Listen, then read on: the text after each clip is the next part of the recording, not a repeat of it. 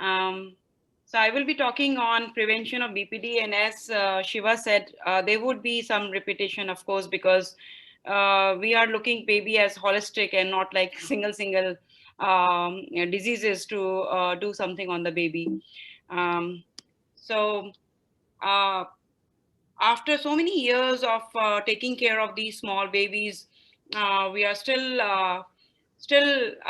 talking of the same thing, prevention of these things, and BPD is one of them. And as we are saving more and more of ELBW, so the incidence of the BPD is staying higher. And because it is multifactorial, it becomes very difficult for us to prevent it. And it is all associated with itself with increase in mortality. And hence, it becomes very expensive for the family and for the hospital and for the country itself to take care of such babies. So prevention is always better than cure. And if you look, everything is reducing if over a period of years. But if you look at the BPD, it's still going high, or almost it's static, or actually it's higher than before. And the reason, as I said, is because we are saving more and more. And we have already surpassed this original BPD to a new BPD because we have been treating our babies more gently and knowing more about their physiology. But I think still we need to learn and do much more than what we are already doing. Now, can we prevent BPD? This is an important question, and this will depend on what are the causes which would cause BPD. So there are certain antenatal, perinatal causes, and there are certain postnatal causes. And if you look at these causes, and if you can prevent each of these causes, we might be able to prevent the BPD. Out of all these causes, I would say that some of the causes are really associated with directly associated with BPD, and I would highlight on those: birth weight, prematurity, which we can't do much except for, yes, giving good nutrition to the moms, and severe RDS is another, PDA, and infection. So these are the risk factors which are mainly more directly causing increase in BPD. So we can focus on these. And if you look at the studies which have shown that is the chorioamnionitis or ureaplasma really directly linked to the BPD, and a whole lot of work has been done on it, and it is definitely shows that these infections are causing higher BPD rates, and if we can prevent the infection, we can reduce the BPD. Now, antenatal steroids, which Dr. Shiva has talked about, and if you look at the Cochrane review, which talked about antenatal steroids, it did show that everything else reduced except for the BPD. However, recent prospective cohort study showed that even antenatal steroids directly reduces BPD, and it was done in quite a lot of babies, 81,832, where smaller the baby, more chances that it will reduce the BPD. So number needed to treat is 6 if the baby is small, and it is 778 if the baby is bigger. And I think Cochrane did not differentiate between the two, and that's why we didn't get that result of a significance on the BPD. Then this is antenatally, like we prevent mothers from infections, we prevent preterm labors, we give steroids to the mothers. And then when the baby is born, we provide CPAP in the delivery room, which would prevent the death or BPD. And it has shown significantly reduction in death or BPD if we do so. And then by giving a prophylactic CPAP, we actually are reducing the requirement of the surfactant and intubation as well. However, if any baby still requires giving surfactant, then we shouldn't be giving prophylactically. And if we give early selective surfactant, and that too, if we give natural surfactant, then that is going to reduce the risk of BPD or death specifically, and especially when we stabilize these babies on CPAP along with it. Now, to give surfactant, if we are giving more non-invasive way, it is better. And early surfactant, if we give through Ensure or Lisa, has shown to reduce BPD, need for oxygen at 28 days. Number of studies used were 4, and it had shown a significant reduction in BPD if we do so. And this was Cochrane 2007. After that, many more studies have come up, and in 2020 we have a systematic review which showed that if you use give surfactant through a thin catheter to these preemies, it would definitely reduce the BPD and mechanical ventilation. So the systematic review involved RCTs and observational studies both, and both of them showed a significant reduction in the BPD. So if we go more non-invasive, it will be better for our babies. And then all the babies are cannot be managed by non-invasive means, and some of the babies would require ventilation. And if we put those babies on a mechanical ventilation, and if we use volume guarantee in these babies, definitely it is going to reduce BPD. I remember during my MD time, when we didn't have this volume guarantee, we were asked to stand by the side of the baby to see if the baby is improving once we give surfactant, because some compliance improves suddenly, and the pressure delivered remains the same and causes so much of volume trauma and later BPD. So we are fortunate to have this volume guarantee to take care of this. Then we go overboard and we start thinking, okay, if we put all the babies on high frequency ventilation straight away, is it going to reduce BPD or death? So these are the mixture of the studies which were using high frequency after CMV failed, plus those which used as a first line. And that's why it is showing good effect if we use high frequency. However, a meta-analysis of which was done for this showed that if you use this as a primary mode, it doesn't really has much effect. But what we do in our unit is we keep a very low threshold to put the baby on high frequency, and we don't allow the pressures to go very high in these preemies. And one of the talks by Iowa guys who are taking care of 20 to 23 weeker, they are putting the babies directly on high frequency and have shown a good result. So it would depend on the unit to unit policy, but I would say that don't start as a first line, but keep a lower threshold. Then Shiva already talked about it, lower versus higher oxygen target. It is affecting not only ROP, IVH, but also the BPD. The lower target favors BPD. However, we should not forget that if we go too low, if we are actually inviting more deaths and more brain damage. So we have to titrate our oxygen to, when we say lower, it should not be to 85, 88, but it should be between 88 to 90 to 94. And higher is above that. Then caffeine, so CAP trial, every one of us knows, and it is beneficial for many things, and BPD is one of them. And if you see the babies who received caffeine, had 36% of them had BPD, and those who did not receive were 46% had BPD. So it had a very good effect. However, when to give is still a mystery, and people are going more and more towards giving at the early. And the latest trial in 2017, where it involved large amount of babies, and it did not show much beneficial effect if you're giving early on. But there are few more trials which are going on, so we will be coming up with idea when to give it. However, our unit practices to give within first few hours of baby in the NICU, we give caffeine. And we have our quality initiative where we say that within certain time, you have to start caffeine, you have to start TPN, you have to put lines, you have to give surfactant. So this is important. Then is the vitamin A. If you look at the studies of vitamin A, it did show a good benefit, but if you see giving vitamin A is like twice a week intramuscular to these tiny babies, I feel it very horrifying.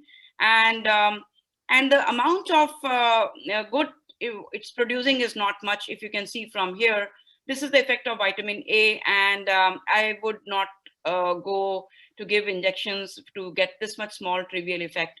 And actually, we don't have it here in this country. So oral vitamin A is still being talked about. PDA, as Dr. Shiva said, is long story, and There are certain studies which shows that if you do functional echos and treat these hemodynamically significant PDA ducts, they are going to reduce the BPD. There are certain other studies which have shown that those babies who were treated for PDA had actually more BPD and death. And there we are always in dilemma, and I think it's not going to go, and always we have debate whether we should treat PDA or not. And again, what Shiva said, we are waiting for the baby Oscar trial to say that when these PDA should be treated. We have a very higher threshold to treat PDA, and we are generally going away from treating these PDAs until unless it's really a very, very hemodynamically significant duct. Then giving a postnatal steroids to these babies to prevent, it's another topic by itself, but what I would say in short is there are two ways where you give the surfactant: early steroid treatment and the late steroid treatment. Early is given before 7 days and the late one is after 7 days. Now, this is a very important graph which shows that if you are treating with steroids, it's going to increase the CP, cerebral palsy. And if you are not treating the babies with steroids, it is increasing the BPD. So we have to create a balance. And I would say that there is a very nice risk estimator, web-based NICHD risk estimator, which we are using. And you can put all the details of the baby when the baby is not extubated at 7 to 10 days of life. And if your risk comes more than 65%, definitely you go ahead and give the steroid. But if the risk is less, please don't go give steroids to these babies, because the chance of death and CP is much more if you give steroids to these babies. Another reason, when we are treating these small babies, the steroids are being given 23, 24 weeker hydrocortisone early on. That's for different other reasons where we know that adrenal insufficiency is there. They may land up in hypertension, intractable. So for those babies, giving early hydrocortisone is a different ball game altogether. But other than that, this is what I would say. Then inhaled nitric oxide as a prevention is not recommended for these preterm babies. But if you develop a BPD, definitely inhaled nitric oxide would be helping, because your pulmonary pressures are going to go higher. Then, as Shiva has very beautifully highlighted about mother's own milk, breast milk is the best milk, as he said. I would say the same, and it really prevents not only other things, but BPD. And there was a big meta-analysis that mother's own milk and BPD, you can see it really reduces. And also the BPD is a problem where you need a work of breathing is more, you need more and more nutrition. So your calorie requirement is much, much higher, and you need to give much more calories to these babies.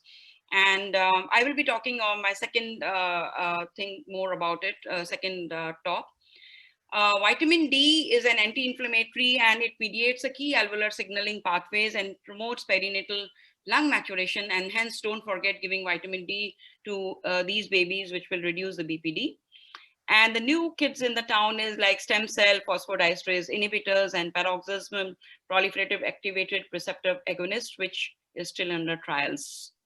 So this is my first part, and my second part, which is very important and interrelated to everything what we have talked about till now, preventing the extrauterine growth retardation. I would say that it is very, very important that, and unfortunately, all of us still don't know what is the optimal amount and quality of nutrition which is required, and it changes from baby to baby. And whatever little knowledge we have, we should try and do the best to these babies. We all know that we have taken out this baby from a nutrient enriched environment to a nutrient sparse environment, and we are producing more and more of extrauterine growth retardations, and causing, and if the baby is especially more stressed and sick and has BPD, then the requirement goes higher. Now, this is a growth chart of these babies where there is a nadir and there is a subsequent increase in the growth. And we need to improve this by reducing the insensible water loss, regaining the birth weight much earlier, and causing a less post-discharge malnutrition. So we will see how do we do it in the next few minutes. So start the total parental nutrition quite early on. And as I said, this is our quality initiative where we say that, okay, you put the lines and in first few hours, you should be starting the parental nutrition. Start and maintain early trophic feedings. And what we do is that if we see the baby is absolutely stable, doesn't require a lot of inotropes, we start the trophic feeding within first 24 hours or maximum 24 hours. And manage the feeding tolerance properly. Consider additional protein supplementation of express breast milk with human milk fortifier, and promote the breastfeeding with appropriate nutrient fortification post-discharge. So early aggressive nutrition is very important because the baby goes into the catabolic state. And this means that you are going to give a high level of amino acids, 3 to 4 gram per kg within a few hours of birth. So we start, if the fluid allows us, we start 3 gram per kg of amino acids. Intralipids should be started within first 24 hours. If it is a very small baby, we do start slow, 0.5 to 1 gram per kg. But if it is a relatively bigger baby, like more than 24 weeker, 25 weeker and above, we start 2 to 3 gram per kg per day. And advancement is done accordingly. Smaller baby, we go 1 gram every day. And by 3 days, you are at 3 grams per kg per day. And as I said, within first 24 hours to 48 hours maximum, we start the enteral feeding. Minimal enteral feeding. So early aggressive TPN is effective and safe. It is another topic by itself, but I would just shorten it up. And we start the minimal enteral feeding. As I said, if you start 12 to 24 ml per kg within 24 to 48 hours, it is actually helping the baby to increase the feed faster and to regain the best full feeds faster. And it doesn't have any problem with the neck. So our aim should be to reach the full enteral feeding, that is 150 to 180 ml per kg per day, by about 2 weeks in a babies who are less than 1 kg, and by 1 week in baby between 1 to 1.5 kg. And so you should have a feeding protocol established in your units. How do we advance tube feeding? It should be quite fast, and we advance 30 to 35, 30 to 40 actually ml per kg per day. And if you compare slow and fast feeding, there is no increase in risk of neck, there is no increase in mortality, and no increase in interruption of feeds. So this would actually help the baby to gain the birth weight and reach the full feed faster. Choice of milk, as we said, breast milk is the best milk, and that would be our first choice. If we don't get, we actually here we don't have the breast milk bank, but and also there is a cultural issue to go give for a donor human milk. But we have tried to implement in our unit, talk to the parents antenatally to moms to start pumping early on. And if she's not able to pump, then we are encouraging them to talk to the family and some of the family members whom they can culturally think can give their milk, get the milk from there. And we do that. And so the second choice is donor human milk. And if we don't get those, then we still don't keep the baby's NPO, and we start a preterm formula, but we have to be going slower when we start preterm formula.